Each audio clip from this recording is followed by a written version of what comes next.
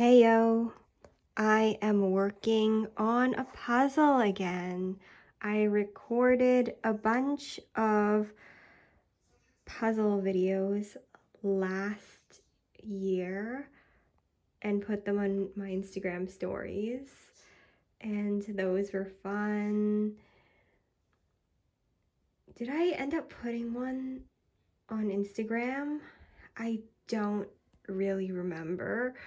But here I am again, and I've been through sort of phases with hobbies, and I would like to declare that I am not ashamed anymore of every hobby for its season, because everything has a time when it's possible to do. And there are times when things are impossible, like certain things that might not be obvious, like things that would be very easy in other seasons. And what better place to contemplate this concept than doing a hobby? I like hobbies because they're metaphors for real life lessons, but sometimes you can't tell hobbies from real life, and that can be dangerous if you're taking something too seriously. But also, there are things in real life that are worth us taking a little less seriously. And I know you are tired of staring at this hair. Why did I not notice this before? This hair on my puzzle. Yeah. Oh well. I was working on the puzzle. I wasn't looking at the hair. But maybe it bothered you a lot. Let's have a conversation, because I feel like that is where change happens in our hearts and in our minds. I feel like whenever I have a conversation with someone is when I can distract myself from the woe is me sort of mentality, but sometimes it can even increase the woe is me mentality. So it can really work both ways. I stand corrected. It can increase or decrease the self-pity. You can make yourself look more beautiful or more ugly in your eyes. Like, you can feel really good about something you said, that you're like, wow, I made that sound so good, or wow, I made that sound so bad and I didn't mean to put it that way.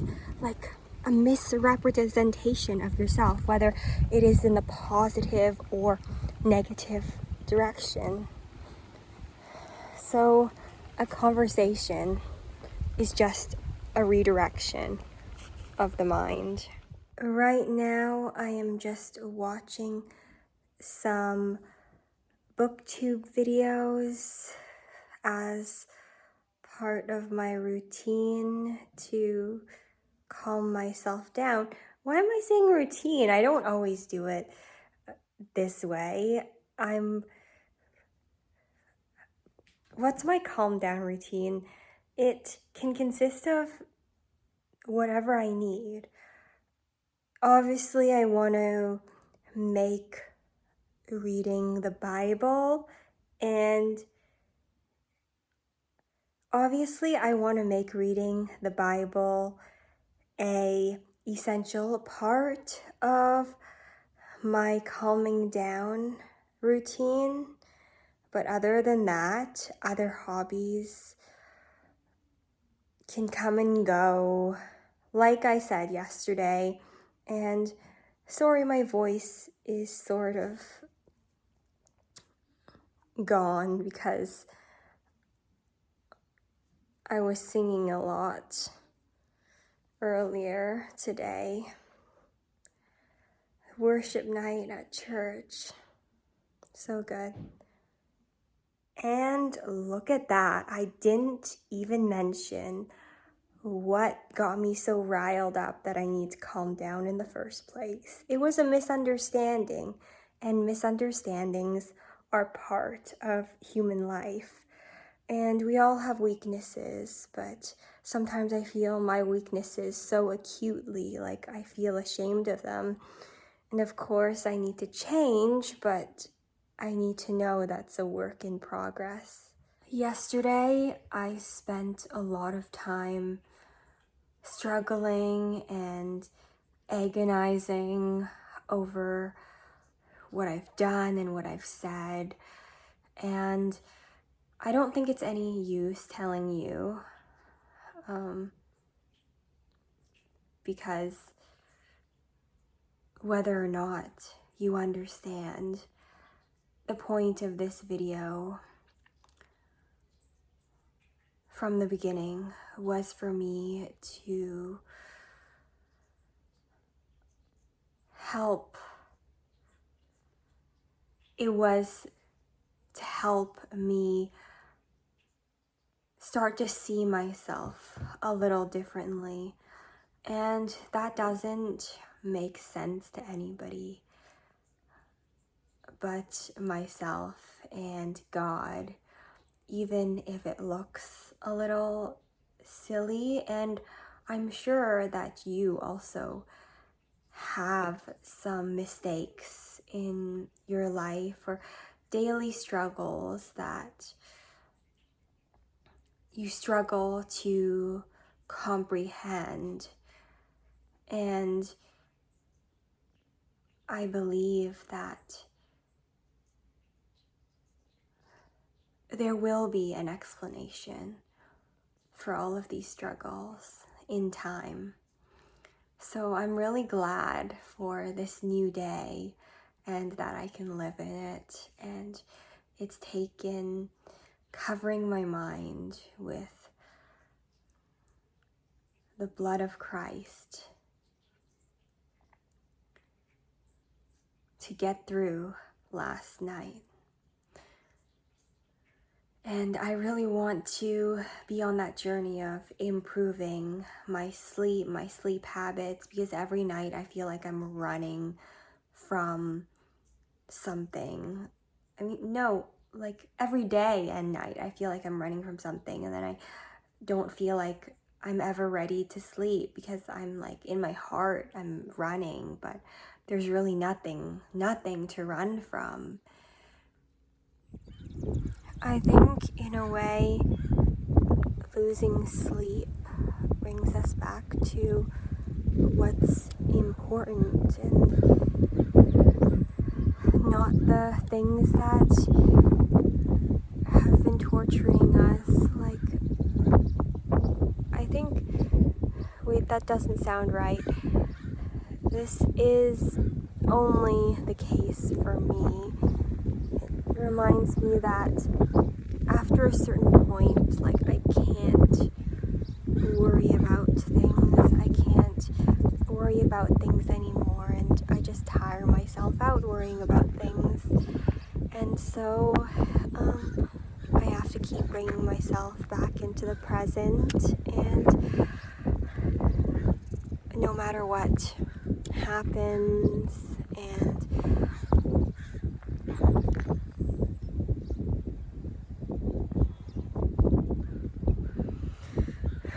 just do some breathing.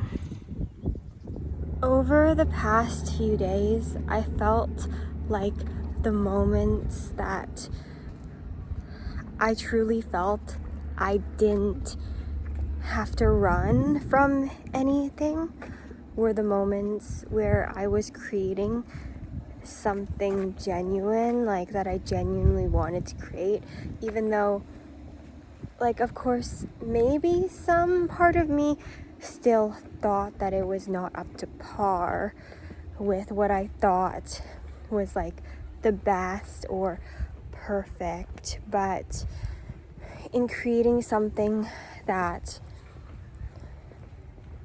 was, would I say good enough? No, like, was like pulling from the gratitude I had for the day. I felt like I could have a momentary sense of enough.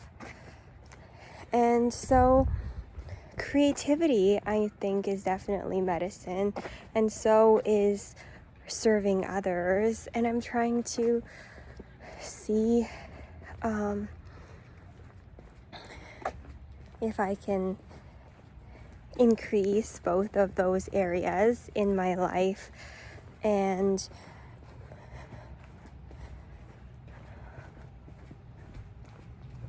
be more at peace and fulfilled. I do trust that I am getting somewhere. Trust.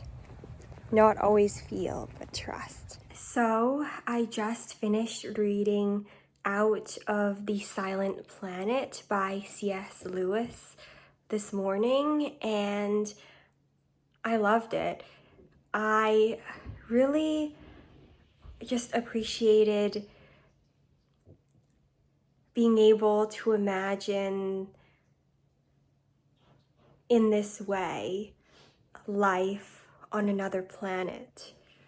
And it was really cool imagining that other civilizations, they might do a lot of things better than us here on Earth, but maybe sometimes we aren't ready to think about it that way. Like, in this world, it's so easy to think that we're the best. And so imagining like this different way things could run on this planet was absolutely wonderful. Yeah. Not too many characters, so I sort of have a gist, a good idea of what kind of person each character is, and I say that I can tend to zone out during descriptions of landscapes. They're often difficult for me to imagine, but I really tried my best with this one, and I ended up finding that I could imagine up a pretty neat idea of how this landscape looked, and it made sense to me as a really important part of the story. So this afternoon, I started reading The Shippers by Catherine Center, and I think I'm gonna get through this quite quickly. I am already on chapter 6, and a bit earlier I was trying to decide whether I was gonna continue the Space Trilogy by C.S. Lewis, because I just read the Silent, Out of the Silent Planet, and the next book is, I think it's called Paralandra, and it's about a different planet than the one in Out of the Silent Planet. So I'm really excited for that as well, but I just got The Shippers from the library yesterday, and it's my favorite trope, which is friends to lovers. This one happens to be childhood friends to lovers as well, and it's starting off very ridiculously. Like everything that has happened, like with the reunion of the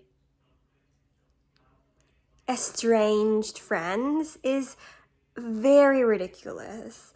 But isn't that the point of a rom-com?